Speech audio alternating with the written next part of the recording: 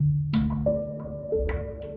तो आप जानते हैं कि गेहूं दुनिया भर में शीर्ष खाद्य पदार्थों में से एक है। किसी भी आहार का मुख्य सेवन गेहूं है, लेकिन अलग अलग जलवायु परिस्थितियों के कारण बहुत कम देश हैं जो गेहूं उगाते हैं और निर्यात करते हैं। यूक्रेन और रूस दुनिया के गेहूं निर्यात का लगभग 33% पूरा करते हैं। लेकिन इन दोनों देशों के बीच युद्ध ने न केवल खेती को प्रभावित किया है, बल्कि गेहूं की आपूर्ति को भी बाधित किया है। ये कुछ देश नहीं समझ सकते हैं। उनको इसमें भी फायदा और अपनी अकड़ को सर पे रखना ज्यादा महत्वपूर्ण लगता है। लेकिन भारत गेहूं की जरूरत को समझता है, तभी उसने 13 मई को गेहूं एक्सपोर्ट पर पूर्ण रूप से प्रतिबंध लगा दिए थे। लेकिन भारत जरूरतमंद देशों को गवर्नमेंट टू गवर्नमेंट मदद मुहैया करवा रहा है, जिसमें से एक देश है बांग्लादेश, जिसको भारत का गेहूं दुनिया में सबसे सस्ता मिलता है। आपको बता दें कि भारत दुनिया का दूसरा सबसे बड़ा गेहूं उत्पादक देश है, लेकिन यह दुनिया का दूसरा सबसे बड़ा आबादी वाला देश भी है। भारत में दुनिया के सबसे बड़े खाद्य सुरक्षा कार्यक्रम के लिए हर साल 2.5 करोड़ टन से ज्यादा गेहूं की जरूरत होती है। इससे आप समझ सकते हैं, जितनी जरूरत गेहूं की दुनिया को है, उतनी ही जरूरत भारत को भी है।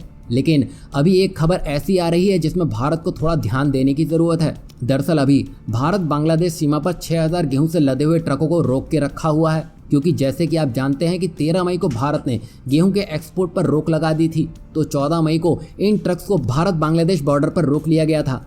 विदेश व्यापार महानिदेशालय यानी कि DGFT द्वारा जारी किए जाने वाले पंजीकरण प्रमाण पत्र, यानी कि जब तक प्रॉपर डॉक्यूमेंट्स नहीं दिखाते ये ट्रक्स, तब तक इनको जाने नहीं दिया जाएगा। आपकी जानकारी के लिए बता दें कि भारत सरकार ने open letter of credit issue किया था, लेकिन वो 13 मई के पहले किया था। अब यही चेक करने के लिए इन ट्रक्स को रोक के रखा हुआ है। शुरुआत हुई थी 13 मई को और आज हो रही है 8 जून, यानी कि काफ़ी दिन बीत चुके हैं, जिसमें टाइम तो लगेगा ही। लेकिन यहाँ सरकार को ये देखना भी ज़रूरी है कि कहीं ये छोटे ट्रेडर्स का फर्जीवाड़ा तो नहीं है, जो चोरी चुपके भारत का गेहूं बांग्लादेश पहुंचा रहे हो, जो कि गैर कानूनी हो। यहाँ पर कुछ ट्रक्स की डॉक्यूमेंट सही भी हो सकती है, पर इस बीच इतनी लंबी लाइन है कि चेक तो सबको करना ही होगा। और यहाँ पर जिनको 13 तारीख से पहले क्लियरेंस मिल चुकी थी, उनको जाने देना चाहिए, और जिनको नहीं मिली है उन ट्रेडर्स के लिए सबक होना चाहिए कि देश के साथ धोखाधड़ी नहीं होनी चाहिए। अब इन सब के बीच बांग्लादेश को भी समझ आ जाएगा कि भारत देश हित के साथ आगे बढ़ता है, ना कि फायदे को देखकर आगे बढ़ता है।